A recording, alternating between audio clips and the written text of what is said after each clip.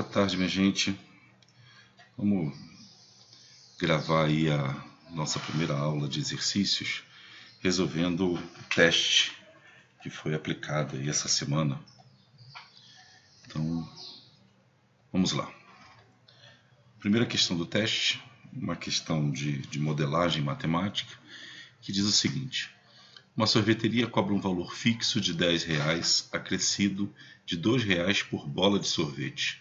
Ou seja, para João comer um sorvete com uma única bola, deverá pagar R$12, que é o equivalente aos 10 iniciais, que é o preço fixo, mais R$2 por uma única bola. Aí os dois itens para análise.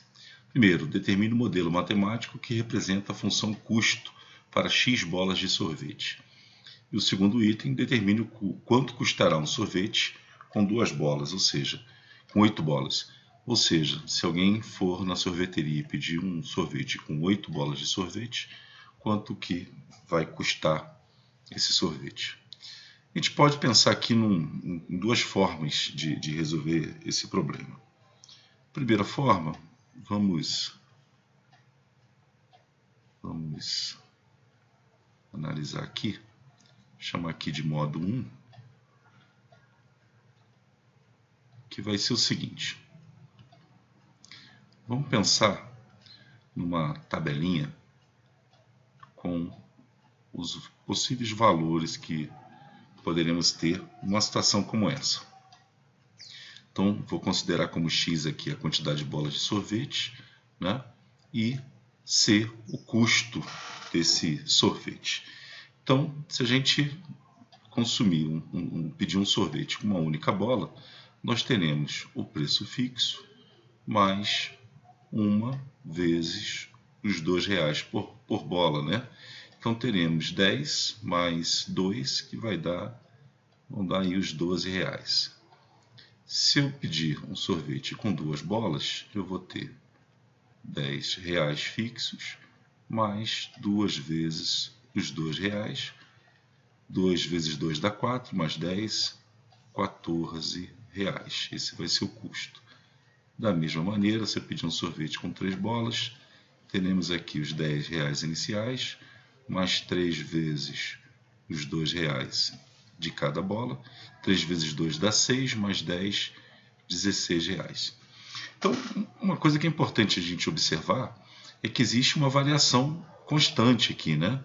Então, observa, para x igual a 1, o custo é 12, para x igual a 2, o custo é 14, houve uma variação aqui de R$2. Para x igual a 3, o custo é 16, a variação se manteve. Então, é importante observar que a gente está observando aqui uma taxa de variação fixa. Isso é um indicativo de que essa função que a gente está procurando é uma função de primeiro grau. Então, a ideia é observar o seguinte: considerando aqui x bolas, né, quanto que pagaremos num sorvete, né? Então, quanto que a gente vai pagar por um sorvete quando for pedido uma quantidade x de bolas? Então, o que a gente pode observar? Se essa taxa de variação é constante, a gente pode fazer a seguinte análise, né? Então, eu vou partir desse ponto genérico aqui, né? Vou pegar qualquer um desses pontos que nós identificamos, por exemplo, esse ponto aqui, tá? E podemos dizer o seguinte: lembrando que a taxa de variação, né? Lembrando aí que a taxa de variação, se a gente chamar de m aí essa taxa de variação, é ΔY sobre ΔX, correto? Então, a gente vai ter aqui, por exemplo, eu vou pegar o C, que é o Y genérico, menos o C do ponto, que a gente escolheu, 14. Lembra que poderia ser qualquer um deles, dividido pelo X do ponto, menos o 2 aqui, que é do ponto solicitado. Isso vai ser igual à taxa de variação, considerando qualquer outro dos dois pontos. Então, vou pegar aqui esse ponto e esse ponto, para a gente fazer também o cálculo da taxa de variação e comparar, né? Então, teremos aqui 16 menos 12 igual sobre 3 menos 1. Então, o que a gente vai ter aqui, né? Posso dizer que o C menos 14 dividido por x menos 2 vai ser igual a 16 menos 12, que dá 4, 3 menos 1, que dá 2. Então, podemos dizer que C menos 14 dividido por x menos 2 vai ser igual a 2. Né? Posso colocar aqui um 2 sobre 1 e multiplicar aqui. Né? Então, vamos ter C menos 14 vezes 1, que é o C menos 14, igual a 2 vezes x menos 2. Aplicando aqui a propriedade distributiva, vamos ter, passar para cá, que C menos 14 vai ser igual a 2x menos 4. Ou seja, podemos dizer que C menos 14 vai ser igual a 2x menos 4 mais 14, correto? Então, concluindo aqui, vamos poder dizer que o C, que é o custo, vai ser 2x, menos 4 mais 14 dá 10, correto? Então, a nossa função custo em relação a x, sendo x a quantidade de bolas de sorvete, vai ser 2x mais 10. Então, está aqui a resposta do item A dessa questão. Perfeito? No item B, o que se quer, né? Então, isso aqui é a resposta do item A da questão. Do item B da questão, se quer saber qual é o custo para 8 bolas de sorvete. Então, é só calcular a imagem da função custo que a gente encontrou lá, quando x for igual a 8. Vamos ter 2 vezes 8 mais 10, que vai nos dar uma função, o resultado aí, a imagem, né? 8 vezes 2 dá 16, mais 10. Né? Então, o custo para 8 bolas de sorvete vai ser 16 mais 10, 26 reais. Esse é o custo desejado, esse é o resultado do item B da questão. É evidente que, se a gente já percebeu, né? Vamos botar aqui o modo 2. É evidente que se a gente já percebeu que temos uma taxa de variação constante aqui, né? Que essa função é uma função do primeiro grau. E como toda função do primeiro grau, ela vai ter esse comportamento, né? Ela vai ter esse comportamento, y igual a mx mais n, né? Então, a gente sabe que toda função do primeiro grau ela tem essa cara, né? Então, a função ela pode ser escrita como mx mais n, onde m é a taxa de variação e n é o coeficiente linear. Então, a gente já percebeu aqui que a taxa de variação é 2, né? Então, 14 menos 12 dá 2, 16 menos 14 dá 2, para qualquer outros pontos que podemos criar aqui, observamos aí que a taxa de variação é 2. Então, a gente sabe que para um y qualquer teremos 2x mais n. Então, falta aqui agora encontrar esse valor de n. Para encontrar o valor de n, bastaria aqui usar qualquer um dos pontos que a gente já encontrou para essa função. Por exemplo, se x é igual a 1, que o y, né, que o custo aqui vai ser 12. Então, se a gente escrever que 12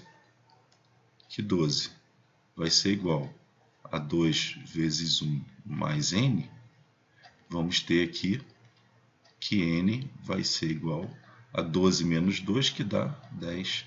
Dessa forma, podemos então escrever a função custo para x bolas igual a 2x mais 10, que é o mesmo resultado encontrado anteriormente. Perfeito? Uma vez encontrada aqui a função, para calcular o custo de 8 bolas, basta aí substituir o x por 8 e fazer a conta tal como feito no módulo 1. Ok? Tranquilo? Vamos passar então para a segunda questão.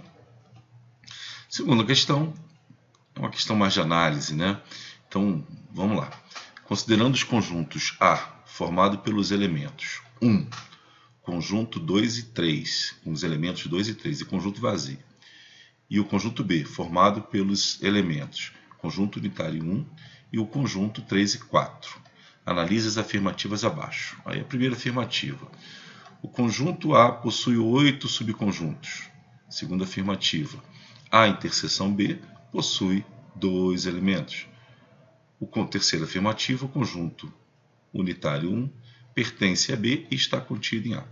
Então, o que a gente precisa observar aqui? Primeiro, que esses conjuntos não são conjuntos simples, né? São conjuntos formados por cujos seus elementos, em alguns casos, são algarismos e em outros casos são conjuntos, né? Então é importante observar que esse conjunto A, por exemplo, ele é um conjunto formado por 3 elementos. E quais são esses elementos? O algarismo 1, o conjunto 2 e 3 e o conjunto vazio. Sendo assim, a gente pode dizer que a quantidade de elementos de A é igual a 3. Dessa forma, com esses 3 elementos, vamos poder construir 2 elevado a n, né, subconjuntos, ou seja, podemos construir 2 elevado a 3 subconjuntos. 2 elevado a 3 é 2 vezes 2 vezes 2, que dá 8 subconjuntos. Correto?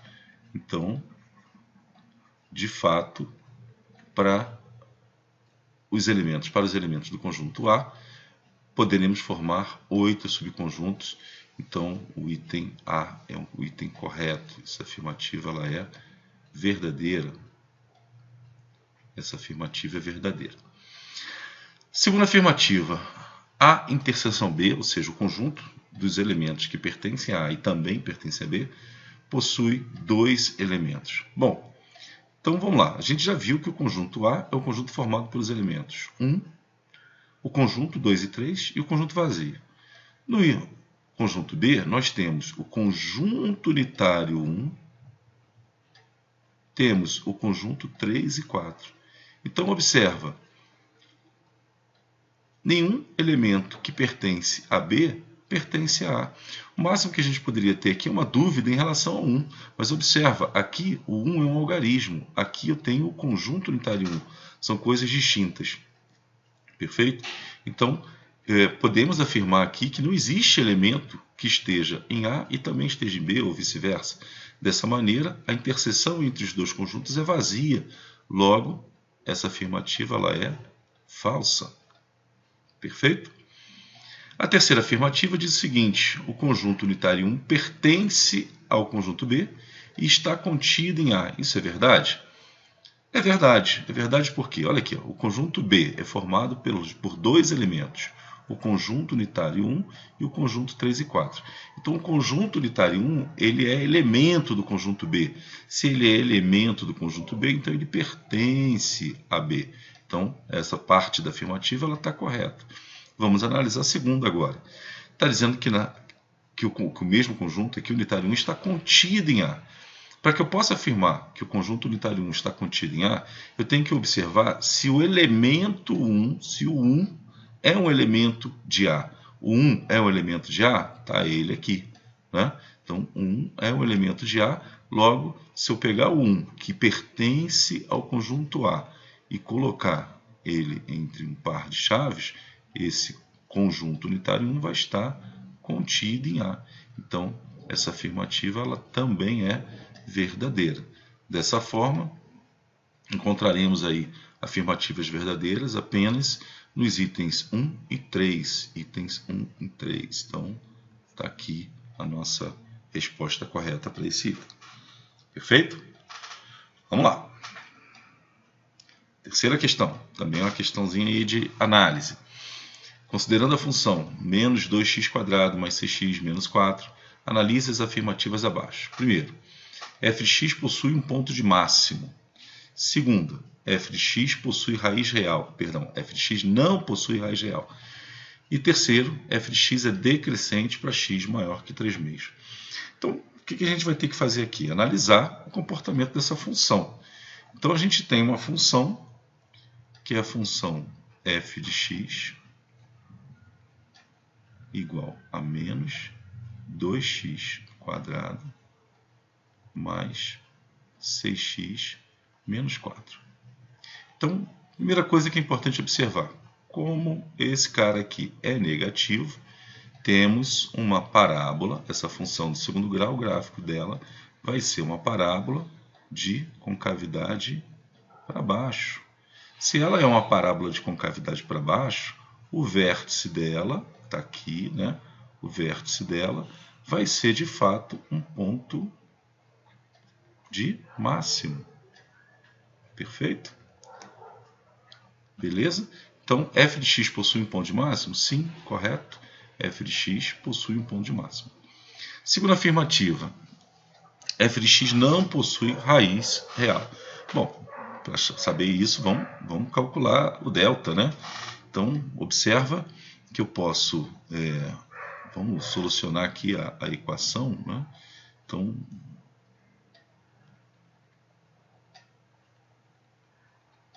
se a gente dividir ela toda por 2, ou por menos 2, né, para ficar bonitinho, vamos ter aqui x² menos 3x mais 2 igual a 0. Né? Então, peguei a equação, dividi por menos 2, encontramos aqui x² menos 3x mais 2. Então, se a gente calcular o delta, lembrando aí que o delta é b² menos 4ac,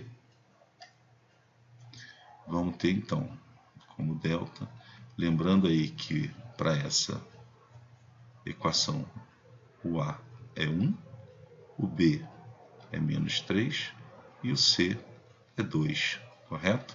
Então vamos ter aqui menos 3 ao quadrado, menos 4 vezes 1 vezes 2. Logo, teremos aqui 9 menos 8, que dá 1. Então observa, o delta é um número real positivo, né? E ainda por cima é um quadrado perfeito. Então o que diz para a gente? Se esse delta ele é maior ou igual a zero, então essa função ela possui raiz real. Né? E ainda digo de passagem, vai ser fácil achar as raízes dessa função. Então essa afirmativa ela é falsa. Né? Para que f não possua a raiz real, esse delta teria que ser negativo. Né? Beleza? Vamos completar aqui, vamos logo encontrar as raízes dessa equação. Então, teremos aqui que x vai ser igual a menos b, mais ou menos raiz de delta sobre 2a. Não é isso? Então, vamos ter x igual a menos 3, que dá 3, mais ou menos raiz de delta, como delta é 1, isso vai dar raiz quadrada de 1 dá 1, dividido por 2 vezes 1, que dá 2. Então, aqui teremos duas possibilidades. Uma raiz que eu vou chamar de x1, que vai ser 3 menos 1 dividido por 2. 3 menos 1 dá 2, dividido por 2 dá 1. Então, essa é a nossa primeira raiz. E, no segundo caso, teremos aqui 3 mais 1 dividido por 2. 3 mais 1 dá 4. Dividido por 2 dá 2. Então essas são as nossas raízes, 1 e 2. Que também poderíamos encontrar observando aqui a soma e o produto. Né? Então, para essa equação, a soma das raízes vai dar 3 e o produto vai dar 2. Então, dois números que somados dá 3 e multiplicados dá 2. 1 e 2 também é fácil de encontrar. Então, observa. Teremos aqui para essa função, né? Vamos esboçar aqui um gráfico, né? Então, para essa função, teremos uma parábola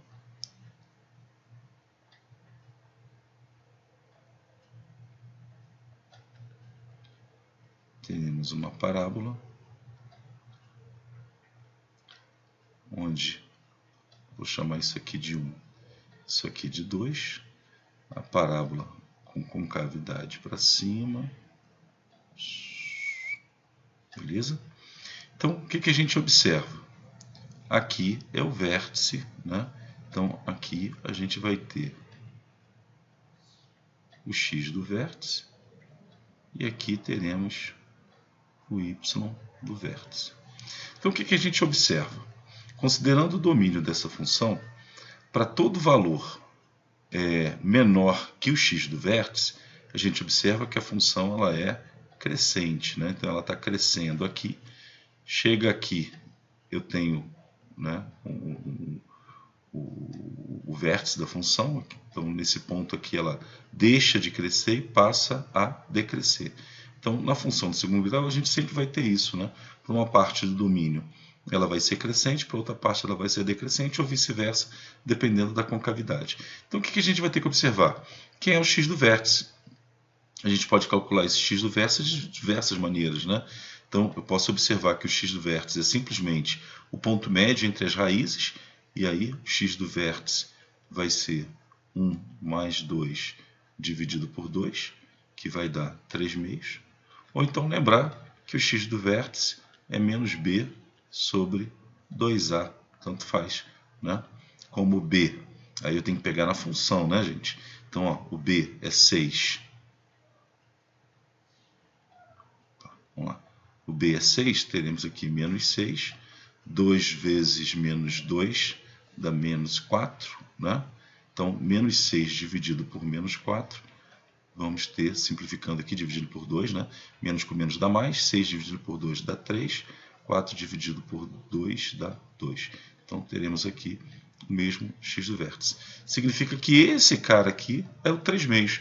Então, observa, de menos infinito, né? Pensando em x aqui, ó, de menos infinito até o x do vértice, a função é crescente. Do x do vértice até mais infinito, a função vai ser decrescente. Então, a afirmativa 3 diz que a função é decrescente para x maior que 3 meios. Verdadeiro. Tá? Talvez pudesse surgir uma dúvida aqui em relação a se x é maior ou igual a 3 meios. Não, a igualdade não vai valer. No vértice, a gente não pode dizer que a função é crescente ou decrescente. Tá? Mais à frente, depois a gente vai ver aqui que a taxa de variação aqui é zero, né? Então ela não é nem crescente nem decrescente. Então ela vai ser crescente de menos infinito até o x do vértice, aberto, né, em 3 meios, e vai ser crescente de 3 meios, aberto em 3 meios, até mais infinito. Então o terceiro item também é verdadeiro, logo vamos ter itens verdadeiros, aí afirmativas verdadeiras também, o 1 e o 3. Então logo essa aqui é a resposta correta. Ok? Vamos à quarta questão. Bom, quarta questão, uma questão de inequação, né? Uma inequação quociente. Então, queremos encontrar o conjunto de solução dessa inequação. Então, para isso, vamos ter que analisar cada função que tem aqui, né? Então, vou marcar essa aqui como sendo a função 1, essa aqui a função 2, essa aqui a função 3, e vamos analisar cada uma delas. Então, observe o seguinte, vamos lá. Primeira função. A função x² menos 4. Ela vai ser 0 quando x² for igual a 4. Ou seja, quando x for raiz quadrada de 4, que vai me dar como solução mais ou menos 2. Não posso esquecer daqui das duas possibilidades. Então, observa, temos uma função do segundo grau. Aqui é positivo, logo teremos uma parábola de concavidade para cima, com raízes em menos 2 e mais 2. Dessa forma, ela vai nos dar valores positivos aqui, negativo entre as raízes, positivo depois da segunda raiz. Da mesma forma, na segunda função, teremos aqui 2x menos 6 igual a 0. Uma função do primeiro grau, 2x vai ser igual a 6, x vai ser igual a 6 dividido por 2, que dá 3. Então, uma única raiz em x igual a 3. Vamos analisar aqui. A função é do primeiro grau, coeficiente angular, ou taxa de variação é positiva, logo é uma função crescente, né, com raiz em 3. Então, ela vai ser negativa aqui, positiva aqui. E por último, a terceira função, que é a função x² menos 4x mais 3. Ela vai ser igual a zero. Então, vamos ter que encontrar as raízes dela. Observa, soma 4, produto 3. Dois números que somados d4 e multiplicados dão 3, também é fácil da gente encontrar. As raízes vão ser 3 e 1. Né? 3 mais 1 dá 4, 3 vezes 1 dá 3.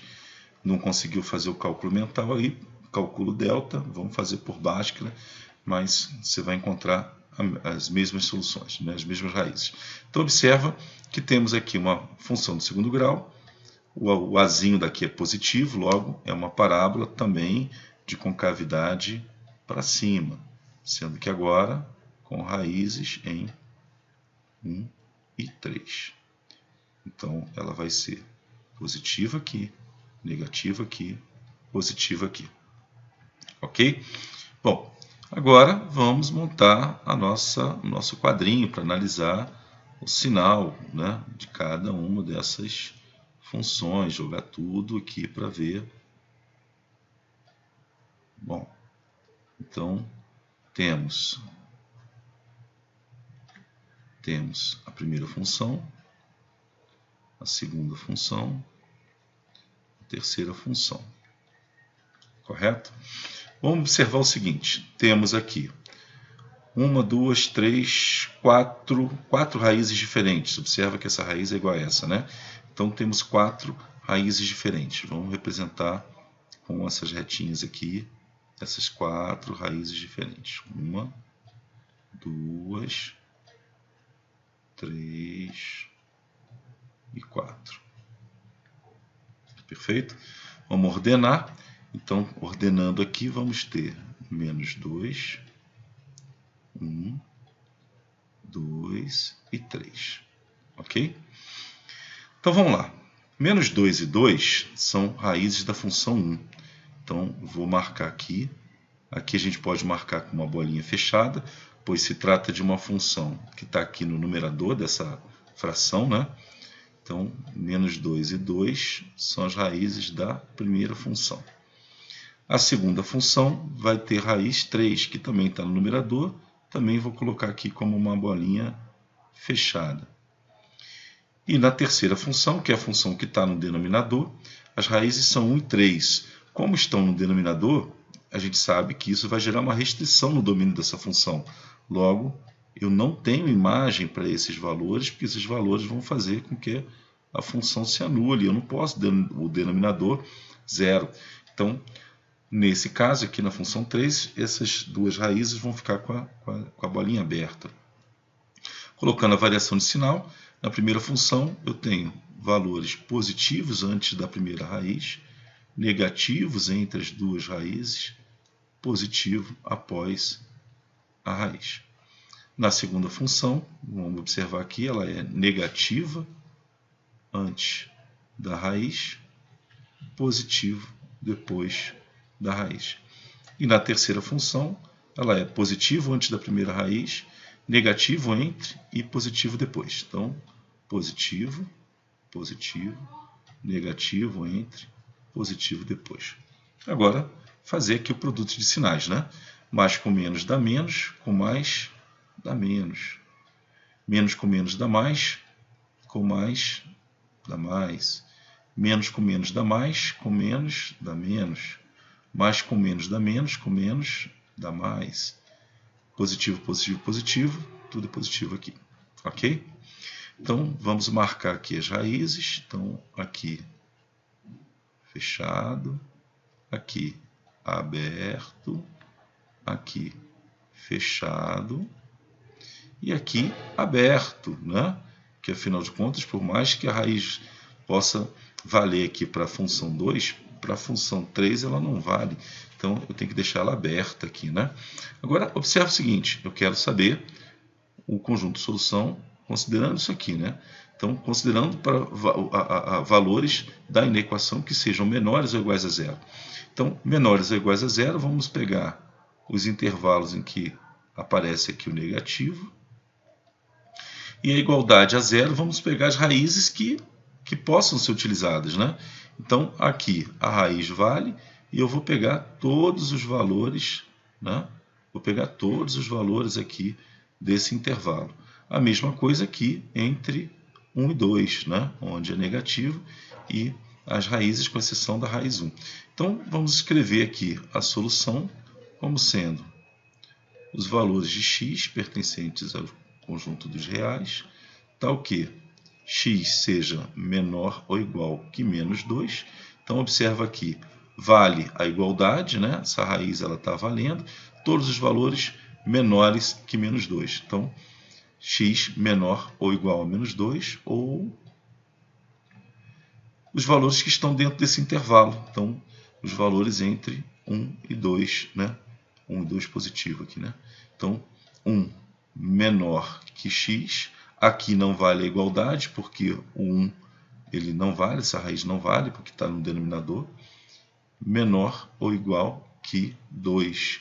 Aqui vale a igualdade, porque essa raiz está fechada, essa raiz pertence ao domínio da função.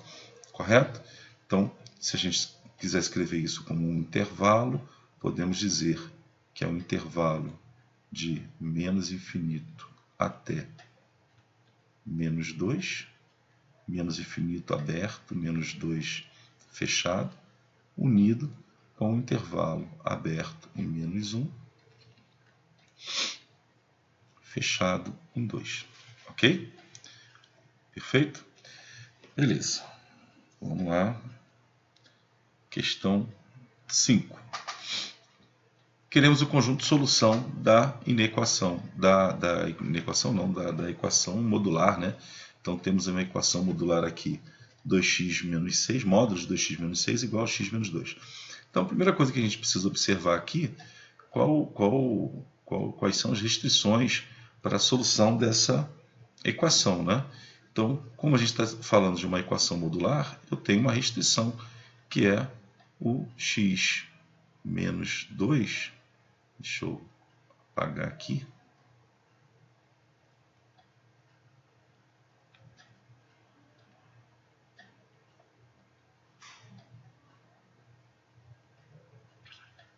Essa borrachinha aqui, né? Então, vamos voltar lá.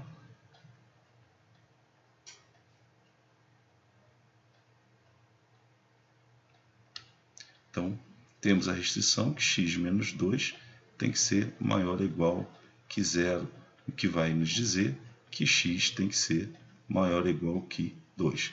Então, essa restrição é isso que eu tenho que observar na hora de analisar as soluções possíveis aí. Então, vamos ter dois casos aí. Primeiro caso, compreender que 2x menos 6 pode ser igual a x menos 2. Então, teremos aqui que 2x vai ser igual a x menos 2 mais 6, né? Então, teremos 2x menos x igual menos 2 mais 6 dá 4. 2x menos x dá x, então teremos aqui x igual a 4. Então, essa é a nossa primeira solução. Perfeito? Então, vamos analisar o segundo caso.